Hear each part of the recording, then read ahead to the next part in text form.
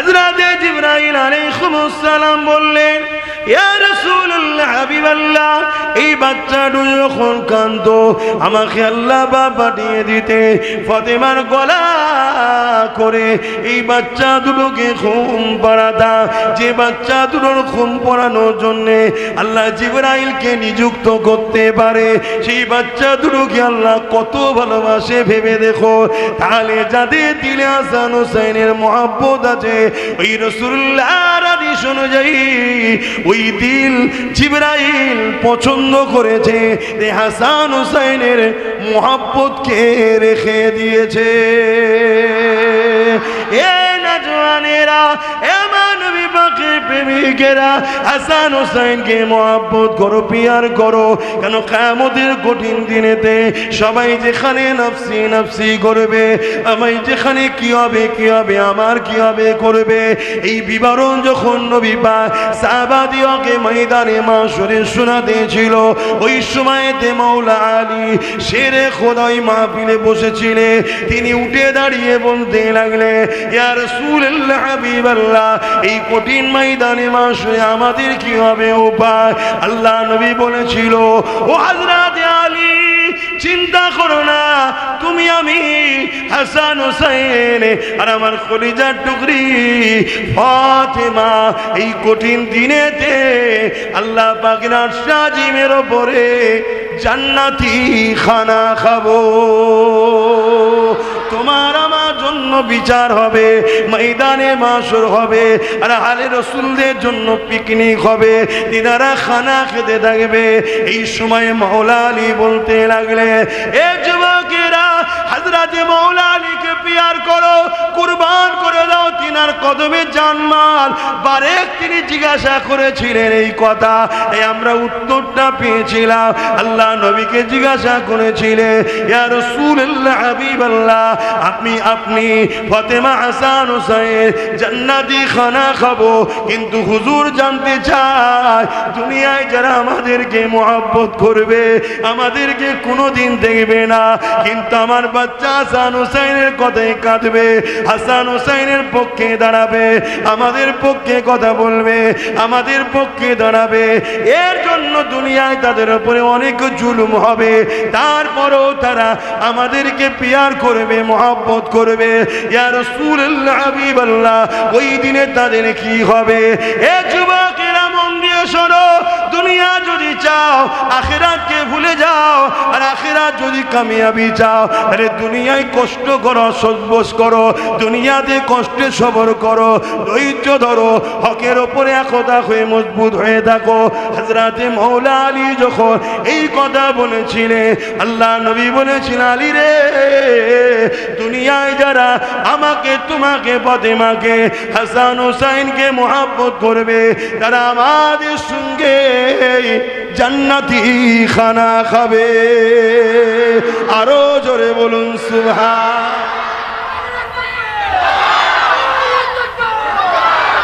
তাই বাপেদের বলে দিয়ে যান, ইমামে হাসান হুসাইনকে মহব্বত করেন, কেননা দাইয়া কলবি সাহাবী বলে একজন সাহাবী ছিলেন। যখনই দরবারে আসতে ইমামে হাসান হুসাইনের জন্য কিছু না কিছু নজরানা নিয়ে আসতে, কোনো এমন দিন যায়নি হাসান হুসাইনের জন্য নজরানা যারা দরবারে এসেছে, সাহাবারা জিজ্ঞাসা করেছে, ভাই কি ব্যাপার, এইভাবে কেন নিয়ে আসে? ওই সময় দাইয়া কলবি বলেছিলেন, আমি রাসূলুল্লাহকে খুশি করতে চাই, নবীকে খুশি করা, নবীকে পিয়ার করা, নবীকে আদব করা, এটা হলো ঈমান। আর রাসূলুল্লাহর প্রেম হলো হাসান ও হুসাইন। হাসান হুসাইনকে খুশি করলে নবী পাক খুশি হয়ে যাবে, নবী আমার উপরে রাজি হয়ে যাবে। এই জন্য আমি হাসান হুসাইনের জন্য নজরানা নিয়ে আসি। এ যুবকের 1 তারিখের কথা, হযরতে জিবরাইল আলাইহিস সালাম আল্লাহ নবীর দরবারে চলে এসেছে আর এমন করে দাইয়া কলবি সাবিন সূরা ধরে এসেছে কিন্তু জিবরাইল আলাইহিস সালাম এসে যখন বসেছে ইমামে হাসান হুসাইন দুই ছোট ছোট ভাই আগিয়ে গিয়ে দাইয়া কলবি সাবি মনে করে জিবরাইল আলাইহিস সালামের দুই কোলে দুই জানুতে দুই ভাই বসে যায় এইভাবে দাইয়া কলবি এলে তার কোলে বসে যেত কিন্তু আজকে দিনে হাসান হুসাইন বসার পরে দীর্ঘক্ষণ কেটে যাচ্ছে দাইয়া কলবি কিছু দিচ্ছে না কারণ এটা তো দাইয়া কলবি নয় এটা তো জিবরাইল আলাইহিস সালাম দাইয়া কলবি সূরা ধরে এসেছে এই জন্য হাসান হুসাইন মুখের দিকে বারবার তাকাতে লেগেছে এই কিছুক্ষণ কেটে যাবার পর ইমামে হাসান হুসাইন উঠে গেল জিবরাইল আলাইহিস সালাম বলতে লাগলে ইয়া রাসূলুল্লাহ হাবিবাল্লাহ হুজুর আমি ঠিক বুঝতে পারলাম না হাসান হুসাইন আমার উপরে যেন একটু বিরক্ত হয়ে গেল বারবার তাকাচ্ছিল মুখের দিকে তারপরে উঠে চলে গেল আল্লাহ নবী বলছো জিবরাইল তুমি তো সূরা ধরেছো দাইয়া কলবির যে সাহাবী প্রতিদিনে আমার বাচ্চার জন্য নজরানা লিয়ে আসে আমায় খুশি করবে বলে তাই তুই বাচ্চা যে কোলে বসে আর দাইয়া কলবি তাদের হাতে দেয় তা তুমি দিওনি তা ভাবছো আজকে দেয়নি কেন তো চলে গেছে জিবরাইল সাল্লাম বলতে লেগেছেন ইয়া রাসূলুল্লাহ হাবিবাল্লাহ বিয়াদবি maaf করবেন আমাকে একটু সুযোগ দেন বাচ্চা দুটোকে কিছু খেদমত করার সুযোগ দেন এই নওজোয়ান তরুণেরা আল্লাহ নবী বললেন জিবরাইল রে তুমি কিছু মনে করো না বাচ্চা দুটো তোমাকে জিবরাইল তো বুঝতে পারেনি ওই সময় হযরত জিবরাইল বলেছে ইয়া রাসূলুল্লাহ হাবিবাল্লাহ হুজুর বিয়াদবি নেবেন না আপনি জানেন কি জানি না হুজুর আপনাকে এই বাচ্চা আল্লাহ পাক এই বাচ্চা দুটোকে কত মহব্বত করে ইয়া রাসূলুল্লাহ হাবিবাল্লাহ যখন এই বাচ্চা দুটো গভীর রাত্রে কেঁদে ওঠে যে সময় খাতুনে জান্নাত তাহাজ্জুদের নামাজে দাঁড়িয়ে যায় এই যুবকেরা শুনে রেখে দেন আমার আল্লাহ হাসান হুসাইনকে কত ভালোবাসে তুমি নামাজ পড়তে পারো তুমি রোজা রাখতে পারো তুমি হজ করতে পারো অবশ্যই কোনো ভালো কাজ তখন ভালো হবে যখন আল্লাহর পেয়ারা বান্দাকে তুমিও ভালোবাসতে পারবে কিন্তু তুমি যদি নামাজ রোজা দাড়ি টুপি রেখে আল্লাহর পেয়ারাকে ভালোবাসতে যদি না পারো মনে রেখে দিও তুমি বরবাদ হয়ে যাবে কারণ ইবনে মাজাহ শরীফের হাদিসের মধ্যে রয়েছে যখন কোন বান্দাকে আল্লাহ ভালোবেসে না ওই সময় জিবরাইলকে ডেকে বলতে লাগে ও হযরতে জিবরাইল রে এই দিকে শোনো হযরতে জিবরাইল চলে আসে আল্লাহ পাক বলতে লাগে জিবরাইল অমুক এলাকার অমুক বান্দাটাকে আমি আল্লাহ তাকে ভালোবেসে নিয়েছি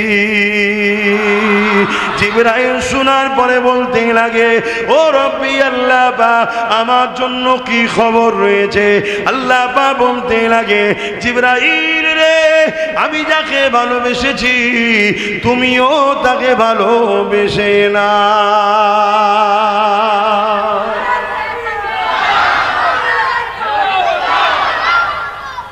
আমরা ভালোবাসা লুকাই আর আল্লাহ প্রকাশ করে জিবরাইল চলে যেতে লেগেছে আল্লাহ পাক আবার ডাক দেন জিবরাইল এদিকে আসো যাও মিকাইলকে ইসরাফিলকে আজরাইলকে জানিয়ে দাও আমি যাকে ভালোবেসেছি তারাও যেন তাকে ভালোবেসে না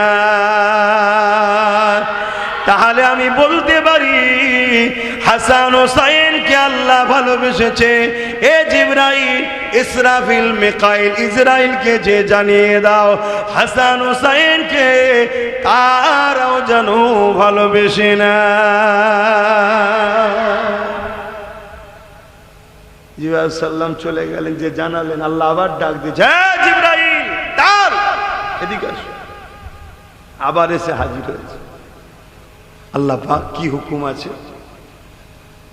জিবরাইল রে, পুরো আসমানে যত ফেরেশতা আছে সবাইকে যে জানিয়ে দাও আল্লাহ হাসান হোসাইনকে ভালোবাসে, সবাই যেন ভালোবাসে। জোরে বলুন সুবহানাল্লাহ।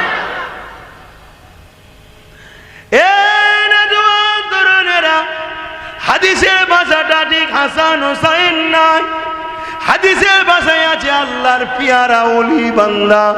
হাসান হোসাইন যদি আল্লাহর পিয়ারা ওলি না হয় এই জমিনে, তাহলে আর কে আল্লাহর পিয়ারা ওলি হতে পারে?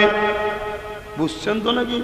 কেন কেউ আলেম থাকলে বা শুনলে বলবে, দেখেছো হুজুরের ছেলে পড়াশোনা জানে না, কি সব বকছে, দেখেছো? কথা বুঝছেন তো নাকি? হ্যাঁ, তোমরা তো শুধু একটা জিনিসই বুঝে থাকো, এই জন্যই তো মরেছে সমাজ, এত ফিতনা কেন? এই জন্যই তো।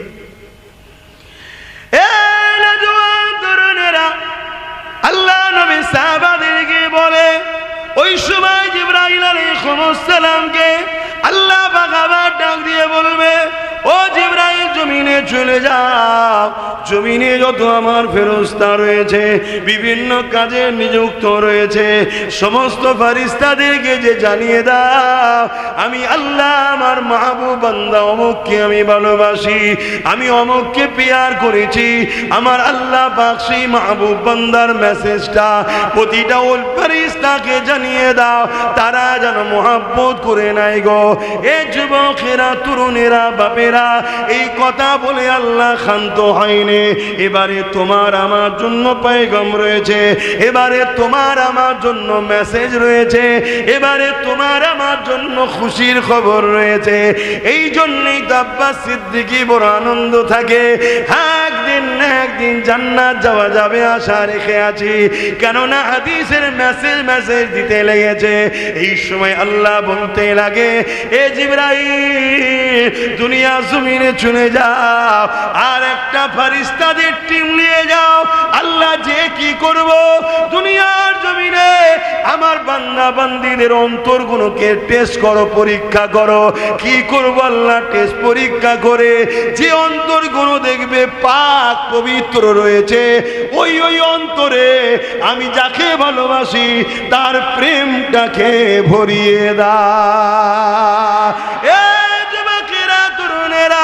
এখানে আমার বলতে কোনো বাধা নাই, পৃথিবীর কোন মুফতি মাওলানা যদি চ্যালেঞ্জে আসতে চাও আমি রাজি আছি, এখানে কোনো বলতে বাধা নেই। হাদিসের কথা অনুযায়ী আল্লাহ পাক যার অন্তরে হাসান হোসেনের প্রেম আছে, জিবরাইলের পরীক্ষাতে ওই অন্তরগুলো পাক ও পবিত্র রয়েছে। আরো জোরে বলুন, আরো জোরে বলুন সুবহান। নারে দিবে, নারে দিবে ইমামে হাসান হোসেন, ইমামে হাসান হোসেন, ইমামে হাসান হোসেন। হ্যাঁ, আমরা এজিদের দিকে না, যার দিলে এজিদের প্রেম আছে তার মানে আল্লাহ এবং ফেরেশতাদের কাতারে ওই দিল হলো নাপাক, অপবিত্র। হতে পারে সে হাজি, হতে পারে সে নামাজি, হতে পারে সে বড় স্কলার, বড় মুফতি। কি হয়েছে? ইবলিসের থেকে বড় নয় তো। এই ইবলিস বড় শিক্ষিত ছিল, জানেন তো জানেন না? ইবলিস জমিন আসমানের এমন কোন জায়গায় নেই যে সেজদা দিয়েছে। এই যে আমরা সব বলতে সব ইবলিসের সেজদা দিয়ে আছে, শুনছেন? তা কি হয়েছে? তো কি হয়েছে? ইবলিস এলে কি গলায় ফুলের মালা দেবেন নাকি? হ্যাঁ, জুতোর মালা দেবো শয়তানকে। কেন? ও শয়তান আল্লাহর ঘোষিত বেঈমান কাফের হয়ে গেছে, তাই তো নাকি? কেন কাফের হলো? অহংকার করে আদম নবীকে সম্মান করলেন। শুধু অহংকার নয়, অহংকার তো আমাদেরও অনেকে করে। কাফের বলে নাকি আল্লাহ? কাফের বলেছে নাকি অহংকারীকে? না, কবিরা গুনাহগার বলেছে, বরবাদ হয়ে যাবে বলেছে। কিন্তু ইবলিস অহংকার করে আদম নবীকে সম্মান তাজিম করেনি। তা আদম নবীকে সম্মান তাজিম না করার দরুন যদি 6 লক্ষ বা 7 কোটি বছর ইবাদত বন্দেগী করা, ফেরেশতাদের উস্তাদিগিরি করা, জান্নাতে যখন খুশি যাওয়া আসা, এন্ট্রি হওয়া, এরকম যদি ভিআইপি ছিল, তাকে যদি আল্লাহ বলে বেরো কাফের আমার দরবার থেকে, তাহলে আমাদের স্কলারগুলো যদি ইমাম হোসাইনের বিরুদ্ধে যে এজিদের পক্ষে যায়, এগুলো কি আল্লাহ কি বলবে? আয় জান্নাতে দেবো? কি গো বলবেন তো, কথা বলছেন না? আপনারা কি এজিদদের মৌলানার সাথে সম্পর্ক আছে নাকি? কথা বলছেন না কেন? আসেন আলোচনা দিয়ে ফিরে যায়। আমার ইমাম পাককে আল্লাহ পাক কি শান কি মর্যাদা দিয়েছেন। এ নওজওয়ানেরা, ইমামে হাসান হুসাইন যখন ছোট ছিলেন, আল্লাহ নবী সাহাবাদেরকে জানিয়ে দিয়েছে, এ আমার সাহাবারা, হাসান হুসাইন হলো জান্নাতি যুবকদের সরদার। এ নওজওয়ানেরা, যে কথা বলতেছিলাম, হযরত জিবরাইল আলাইহিস সালাম বললেন, ইয়া রাসূলুল্লাহ, হাবিবাল্লাহ, এই বাচ্চাটা যখন কাঁদতো, আমাকে আল্লাহ পাঠিয়ে দিতে ফাতেমার গলা করে এই বাচ্চা দুটোকে ঘুম পাড়াতা। যে বাচ্চা দুটোর ঘুম পড়ানোর জন্য আল্লাহ জিবরাইলকে নিযুক্ত করতে পারে, সেই বাচ্চা দুটোকে আল্লাহ কত ভালোবাসে ভেবে দেখো। তাহলে যাদের দিলে হাসান হুসাইনের মহব্বত আছে, ওই রাসূলুল্লাহর হাদিস অনুযায়ী ওই দিল জিবরাইল পছন্দ করেছে, যে হাসান হুসাইনের মহব্বতকে রেখে দিয়েছে। এ নওজওয়ানেরা, এ নবী পাকের প্রেমিকেরা, হাসান হুসাইনকে মহব্বত করো, পিয়ার করো। কেন? কিয়ামতের কঠিন দিনেতে সবাই যেখানে নফসি নফসি করবে, আমি যেখানে কি হবে কি হবে, আমার কি হবে করবে, এই বিবরণ যখন নবী পাক সাহাবাদিওকে ময়দানে মাশরে শোনাতে ছিল, ওই সময়তে মাওলা আলী শেরে খোদাই মাহফিলে বসেছিলেন। তিনি উঠে দাঁড়িয়ে বলতে লাগলেন, ইয়া রাসূলুল্লাহ, হাবিবাল্লাহ, এই কঠিন ময়দানে মাশরে আমাদের কি হবে উপায়? আল্লাহ নবী বলেছিল, ও হযরত আলী, চিন্তা করো না, তুমি আমি হাসান হুসাইন আর আমার কলিজার টুকরি ফাতেমা এই কঠিন দিনেতে আল্লাহ পাকের আরশ আজিমের উপরে জান্নাতি খানা খাবো। তোমার আমার জন্য বিচার হবে, ময়দানে মাশর হবে, আর আলে রাসূলদের জন্য পিকনিক হবে, তিনারা খানা খেতে থাকবে। এই সময় মাওলা আলী বলতে লাগলে, এ যুবকেরা, হযরত মাওলা আলীকে পিয়ার করো, কুরবান করে দাও, তিনার কদমে জানমাল। বারেক তিনি জিজ্ঞাসা করেছিলেন এই কথা, এই আমরা উত্তরটা পেয়েছিলাম। আল্লাহ নবীকে জিজ্ঞাসা করেছিলেন, ইয়া রাসূলুল্লাহ, হাবিবাল্লাহ, আপনি ফাতেমা হাসান হুসাইন জান্নাতি খানা খাবো, কিন্তু হুজুর জানতে চায়, দুনিয়ায় যারা আমাদেরকে মহব্বত করবে, আমাদেরকে কোনোদিন দেখবে না, কিন্তু আমার বাচ্চা হাসান হুসাইনের কথাই কাঁদবে, হাসান হুসাইনের পক্ষে দাঁড়াবে, আমাদের পক্ষে কথা বলবে, আমাদের পক্ষে দাঁড়াবে। এর জন্য দুনিয়ায় তাদের উপরে অনেক জুলুম হবে, তারপরও তারা আমাদেরকে পিয়ার করবে, মহব্বত করবে। ইয়া রাসূলুল্লাহ, হাবিবাল্লাহ, ওই দিনে তাদের কি হবে? এ যুবকেরা, মন দিয়ে শোনো, দুনিয়া যদি চাও আখিরাতকে ভুলে যাও, আর আখিরাত যদি কামিয়াবি চাও, তাহলে দুনিয়ায় কষ্ট করো, সহ্য করো, দুনিয়াতে কষ্টে সবর করো, ধৈর্য ধরো, হকের ওপরে একতা হয়ে মজবুত হয়ে থাকো। হযরত মাওলা আলী যখন এই কথা বলেছিলেন, আল্লাহ নবী বলেছিলেন, আলী রে, দুনিয়ায় যারা আমাকে, তোমাকে, ফাতেমাকে, হাসান হুসাইনকে মহব্বত করবে, তারা আমাদের সঙ্গে জান্নাতি খানা খাবে। আরো জোরে বলুন সুবহান।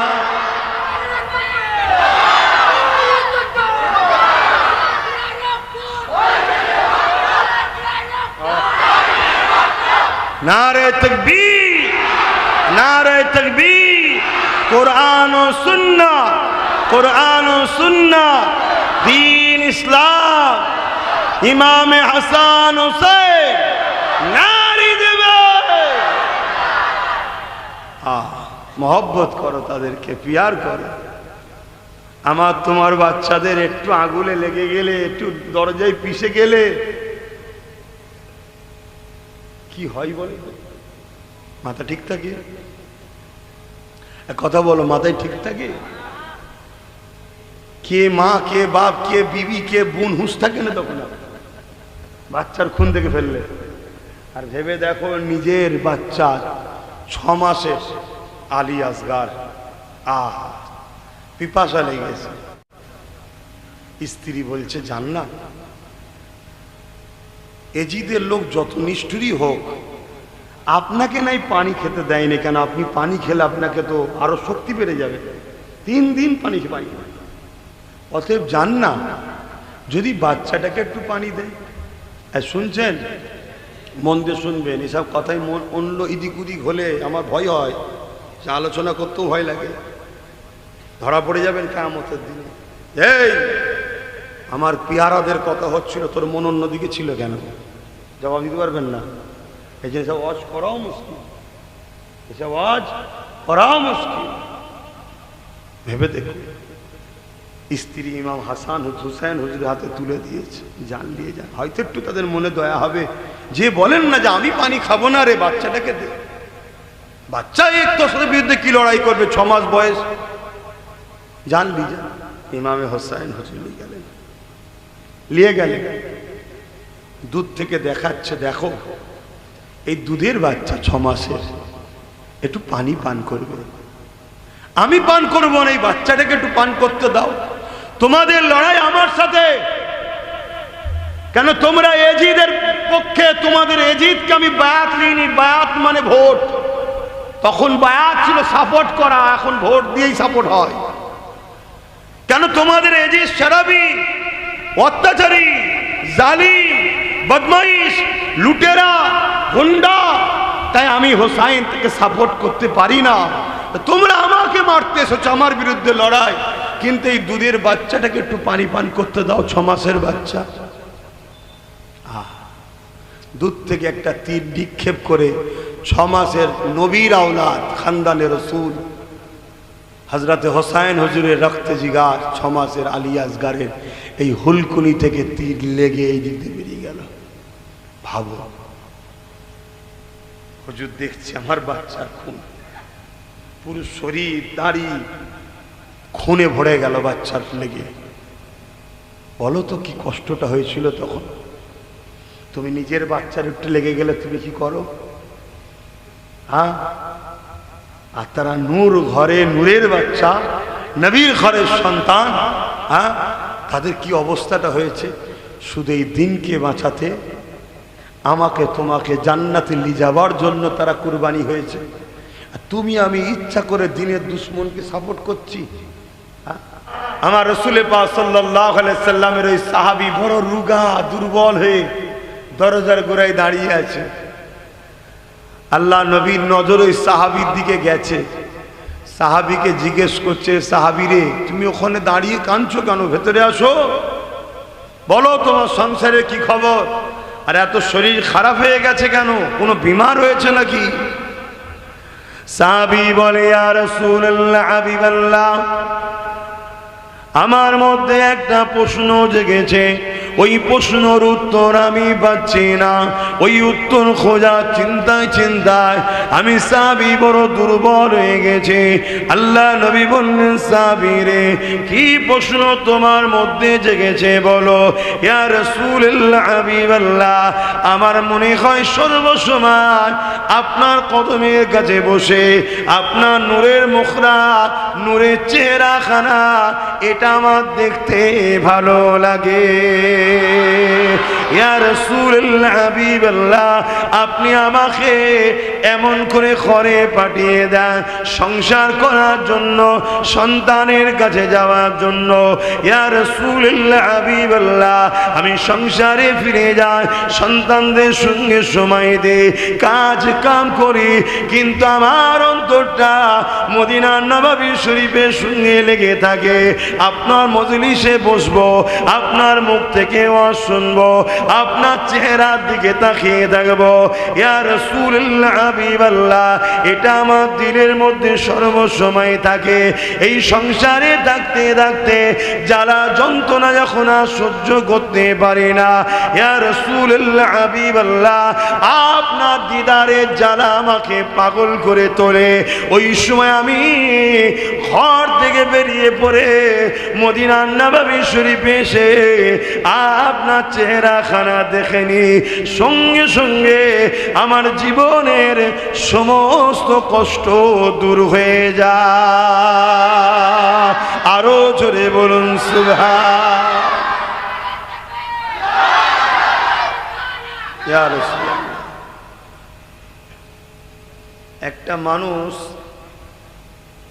একটা মানুষের জন্য সব থেকে, আমাদের লাইফে সব থেকে বড় কষ্ট হলো মায়েদের যখন সন্তান হয়। এটা জানেন তো নাকি? এরকম কষ্ট দুনিয়ার কোনো মানুষের নেই। মানে পাহাড় তার উপরে চাপিয়ে দেওয়া হয়, এত কষ্ট হয়। কিন্তু ওই মা যখন এই কষ্টের পরে তার বুকের ওপরে যখন বাচ্চাটাকে দিয়ে দেয়, আর মা যখন বাচ্চাটা দেখে, মায়েরাই বলছে সব কষ্ট। তাহলে একটা মা তার বাচ্চাকে দেখে তার এত কষ্ট ভুলে যায়। আরে হাজারো মা আমার নবীর কদমে কুরবান হয়ে যাক, সেই নবীকে দেখলে সাহাবার সব কষ্ট দূর হয়ে যেত। জোরে বলুন সুবহান। হাজারো নয়, পৃথিবীর প্রত্যেকটা মুমিন মুমিনাদের মায়ের আর রসুলের কদমে যদি কুরবান হয়ে যায়, আমরা কোনো মায়ের সন্তান মায়ের দিকে তাকাবো না, আমরা মাকে রসুলের কদমে কুরবান হওয়াটাকে গর্ব খুশির নজরে লোব। জোরে বলুন সুবহানাল্লাহ। কারণ ওই মা তো নসিবওয়ালা, যে মা মুস্তাফা জানে রহমতের দিনের জন্য বা হুজুরের কদমে নিজেকে কুরবান করতে পারবে। তো ভাইয়েরা আমার, আল্লাহ নবী সাহাবী বলছেন, হুজুর আপনাকে দেখার পর আমার সমস্ত কষ্ট দূর হয়ে যায়। আল্লাহ নবী বললেন, ঠিক আছে, তুমি সংসার করবে, কখনো কখনো আসবে, আবার চলে যাবে, তেতে এত অসুবিধে কি আছে? প্রশ্ন এটা ছিল, মিটে গেল। সাহাবী বলছে, হুজুর প্রশ্ন এটা নয়, আমার প্রশ্ন হলো এটাই, ইয়া রাসূলুল্লাহ হাবিবাল্লাহ, আপনি হলেন সকল নবীদের নবী। আল্লাহ পাক যদি আপনার গোলামির ফলে যদি আমাকে জান্নাত দেন, কিন্তু আপনি যে জান্নাতে যাবেন ওই জান্নাত তো আমি পাবো না। কেন? আপনি নবীদের নবী, সকল কায়নাতের শ্রেষ্ঠ আপনি। ইয়া রাসূলুল্লাহ হাবিবাল্লাহ, আপনার জন্যই তো সব কিছু বানিয়েছে। ওই দিনে আমি জান্নাতে যদি আপনার দয়াতে যাই, ইয়া রাসূলুল্লাহ হাবিবাল্লাহ, আপনাকে দেখতে পাবো না, তাহলে ওই জায়গাতে আমি সাবি কি করে সহ্য করব? আপনার দিদারে যখন বাসনা হবে, ইয়া রাসূলুল্লাহ হাবিবাল্লাহ, আপনাকে তো দেখতে পাবো না, আপনার জান্নাতের মাকাম অনেক উঁচুতে হবে। হে যুবকেরা, তরুণেরা, আল্লাহ পাক কোরআনে আয়াত নাজিল করে দিলে, আতিউল্লাহ ওয়া আতিউর রাসূল ওয়া কাফা বিল্লাহি আলিমা। এ দুনিয়া মানুষেরা শুনে রেখে দাও, যে যাকে দুনিয়া জমিনে মোহাব্বত করবে, আল্লাহ ও রাসূলের ইতিআত করে প্যার করবে, আমার আল্লাহ পাক তাকে তার সঙ্গে জান্নাত দিয়ে দেবে।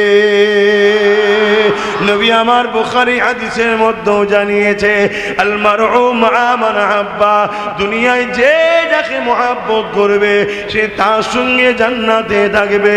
এ সাহাবীরে, চিন্তা করো না, তুমি আমার সাথে আল্লাহর জান্নাতেই থাকিবে।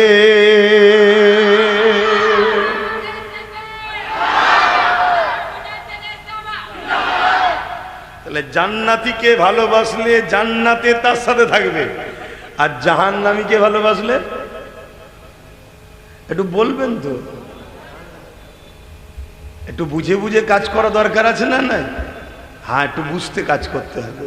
কেন? আমাদের চলার পথ ভুল হয়ে যাচ্ছে, আমাদের জীবনের স্টাইল ভুল হচ্ছে। মনে রাখবেন আমরা হোসাইন হুজুরকে ভালোবাসি, ইনশাল্লাহ হুজুরের ওসিলায় হুজুরের কাতারেই আমরা দাঁড়াবো, হুজুরের সাথেই জান্নাত যাব। জোরে বলুন সুবহানাল্লাহ। এটা তো হুজুরের রাসূলের হাদিস। কিন্তু হোসাইনিকে ভালোবাসি বললে শুধু মুখে তো হবে না। ইমাম হোসাইন পাক কে ছিলেন? জালিম ছিলেন? একটু আওয়াজ দেবেন। তাহলে আমরা কি জালিম হতে পারবো? ইমাম হোসাইন পাক কি লুটেরা ছিলেন? আমরা কি হতে পারবো? ইমাম হোসাইন পাক কি চুরি করতেন, খুন করতেন, মিথ্যা বলতেন, অত্যাচার করতেন, শরাব পান করতেন, নাউজুবিল্লাহ বদমাইশি করতেন? তাহলে এগুলো তো আমাদের দ্বারা হওয়া সম্ভব, জোরে বলুন না। এগুলো তো এজিদের কাজ ছিল। তাহলে আমরা মুখে বলছি হোসাইনি, আর বাস্তব কাজ। আর যে মানুষের মুখের সঙ্গে কাজের মিল খায় না তাকে আরবিতে কি বলে? এটা বলবেন তো? মুনাফিক। আর মুনাফিকের ঠিকানা কোথায়? সব থেকে কঠিন জাহান্নাম। শুধু জাহান্নাম না, সব থেকে কঠিন জাহান্নাম। আসুন আল্লাহ পাকের কাছে আমরা তওবা করি, পরিবর্তন হবার জন্য চেষ্টা করি। কেননা দুদিনে দুনিয়ার মায়া জালে জড়িয়ে আখিরাতকে ভুলে গেলে চলবে না। এ যুবকের এখানে দুটো কথা হলো। একটা কথা হলো নবী পাককে যে মহব্বত করেন নবীর সঙ্গে জান্নাতে যাবে, এবং নবী পাক জানিয়ে দিলে যে যাকে মহব্বত করে তার সঙ্গে জান্নাতে যাবে। এ আমরা যদি সত্যি ইমামে হুসাইন হুজুরকে মহব্বত করে, তাহলে হুজুর যেটা পছন্দ করতে ওটা যেন আমাদের আখলাকে থাকে। হুজুর দান খায়রাত করা পছন্দ করতে, আমাদেরকেও দান খায়রাত করতে হবে। এই সংক্ষেপ বিষয়ে একটা কথা বলি শোনে। এ নওজওয়ানেরা, আল্লাহ নবীর কলিজার টুকরি খাতুনে জান্নাত ফাতেমা জাহরা রাদিয়াল্লাহু তাআলা আনহা যখন ইমামে হাসান হুসাইন দুই ভাই ছোট ছিলেন, তিনারা যখন বিমারে পড়ে গেলে, ইমামে হাসান হুসাইন অসুস্থ হয়ে গেলে, খাতুনে জান্নাত নিয়ত করলে, ও রব্বি আল্লাহ, আমার বাচ্চা দুটো অসুস্থ হয়েছে, সুস্থ হয়ে গেলে আমি আপনার খুশির জন্যে 3টে মান্নত করছি, রোজা রাখবো। আপনারাও কোনো সমস্যায় পড়লে, সে অসুস্থ হোক, কারবার হোক, বিপদে পড়ে গেলে হোক, এমন বিপদে পড়েছেন ঘরের চতুর্দিকে আপনাকে ঘিরে ফেলেছে, মেরে ফেলবে, ওই ঘরের মধ্যে বসে আপনি নিয়ত করুন, মালিক আমার যদি জানটা আপনি বক্স দেন, যদি আপনি বাঁচিয়ে দেন, আমি আপনার খুশির জন্য 5টা রোজা রাখবো, কি 10টা রোজা রাখবো, কি এই করব, দুটো গরিবের বিয়ে দেবো। আল্লাহর কাছে নিয়ত করুন, দেখবেন আপনি ভাবতে পারবেন না কোন স্টাইলে কিভাবে যে আপনার দুশ্মনকে ওখান থেকে আল্লাহ সরিয়ে দেবে। সব থেকে উত্তম কৌশল তিনি ভালো জানেন। বলুন সুবহানাল্লাহ। যাক, সেই আলোচনার দিকে আবার ফিরে যায়। আল্লাহ নবী বলে দিলেন, নবীকে জানের থেকে বেশি ভালোবাসা হলো ঈমান। অপর দিকে নবী পাক বলে দিলেন, হাসান হোসেনকে যে ভালোবাসলো সে আমি নবী আমাকে ভালোবাসলো, যে আমাকে ভালোবাসলো আল্লাহ পাক তাদেরকে ভালোবাসবে। আল্লাহ নবী তার পাশাপাশি বললেন, যে হাসান হোসেনের সঙ্গে দুশ্মনী করলো সে আমি রাসূলুল্লাহ আমার সঙ্গে দুশ্মনী করলো, যে আমার সঙ্গে দুশ্মনী করলো আল্লাহ পাকের রহমত তাদের দিক থেকে মুখ ফিরিয়ে নেবে, আল্লাহ পাকের আযাব তাদের উপরে হবে। তাই বলে দিয়ে যায়, নবীকে মহব্বত করার নাম হলো ঈমান। হাসান হোসেনকে মহব্বত যে করে সে হলো নবীকে মহব্বত করে, আর যে নবীকে মহব্বত করে আল্লাহ তাকে ভালোবাসে। আর যে হাসান হোসেনের সঙ্গে দুশ্মনী করে সে নবীর সঙ্গে দুশ্মনী করে।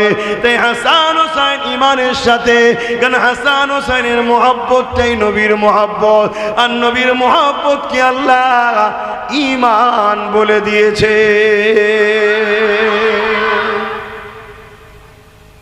আজ আমাদের সমাজে একদল মুনাফিক বেরিয়েছে, মুখে দাড়ি, মাথায় টুপি, টিভিতে বক্তব্য দেয়, রেডিওয় ওয়াজ করে, বড় বড় সব স্কলার, বড় বড় স্কলার, কিন্তু বিদেশি টাকা নিয়ে বড় বড় শয়তান তৈরি হয়েছে। কি করে?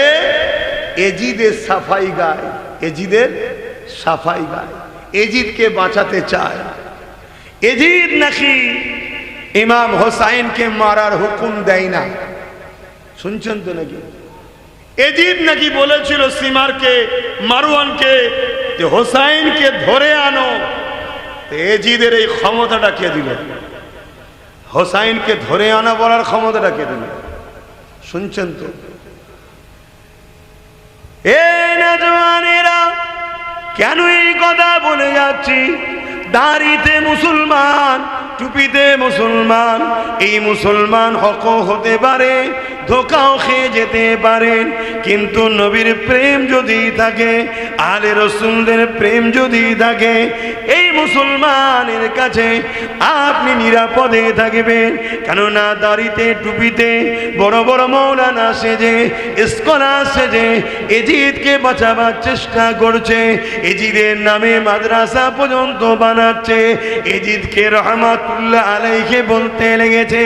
অথচ আহলে সুন্নাত ওয়াল জামাত যারা ইমামে হুসাইনকে ভালোবাসে, তাদের নজরে এজিদের ওপরে আল্লাহ লানত। এজিদ হলো জাহান্নামের একটা কুকুর। কারণ এজিদ আল্লাহ নবীর নওয়াসার সঙ্গে বিয়াদবি করেছে। শুধু বিয়াদবি করেছে তা নয়, আল্লাহ নবীর শহর মদিনা নববী শরীফের ওপরে এজিদ বিয়াদবিও করেছে। ইতিহাস গাওয়া দিতে লেগেছে, এজিদ এমন করে 10,000 সৈন্যকে মদিনার জমিনে পাঠিয়েছিল, পাঠিয়ে বলেছিল তোমাদের জন্য মদিনাকে 3 দিন হালাল করে দিলাম। ইতিহাস সাক্ষী দিচ্ছে ওই এজিদের সৈন্যগণ মদিনার জমিনে এসে সাহাবা হুজুরদের পরিবারদের উপরে নানানভাবে অত্যাচার করেছে। যাদের পায়ের পাতা পর্যন্ত কখনো কেউ দেখেনি, তাদেরকে বেপর্দা করেছে, বেউজ্জতি করেছে।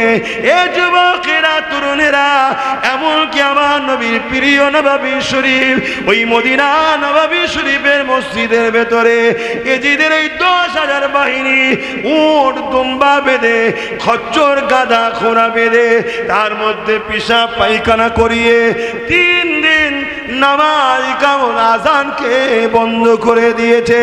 অতএব লানাতুল্লাহ, আল্লাহর লানত এজিদের ওপরে। এই এজিদকে যারা বাঁচাতে চাইবে তারা হলো মুনাফিক, বেঈমান, কোনো সন্দেহ নাই। ঠিক তো নাকি গো?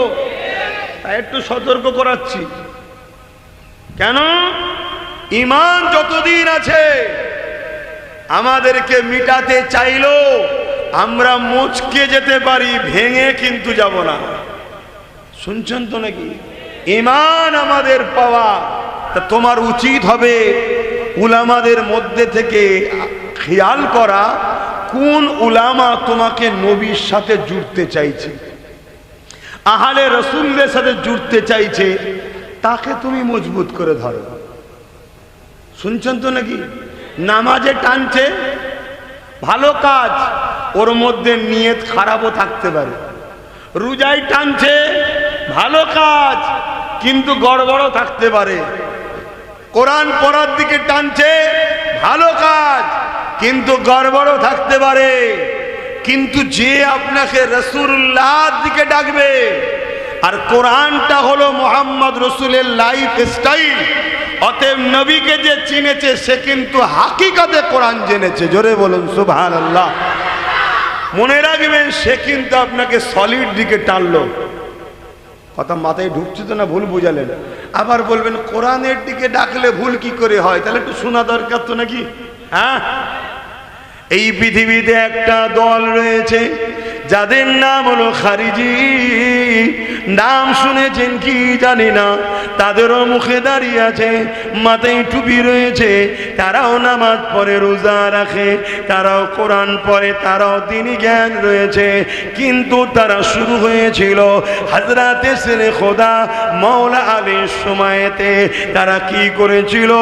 মানুষের ধরে ধরে ধরে ধরে গিয়ে কোরআন দেখিয়েছিল, কোরআন দেখো, কোরআন দেখো, কোরআন মানো, আলীর কথা মেনো না।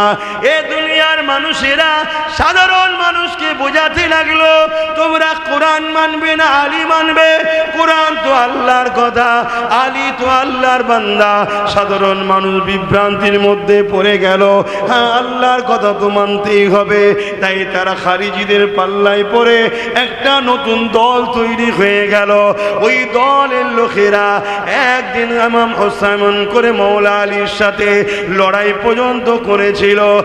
আর একদিন কুফার জামে মসজিদে ইমামে হযরতে মাওলা আলী হুজুর নামাজ পড়াতে ছিলে, তারাও নামাজের কাতারে দাঁড়িয়েছিল, কিন্তু তারা মাওলা আলীকে শহীদ করে দিয়েছিল।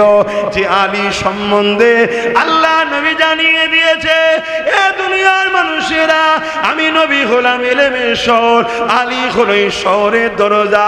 অর্থাৎ আমার কাছে আসতে গেলে আলীর মাধ্যম দিয়ে আসতে হবে।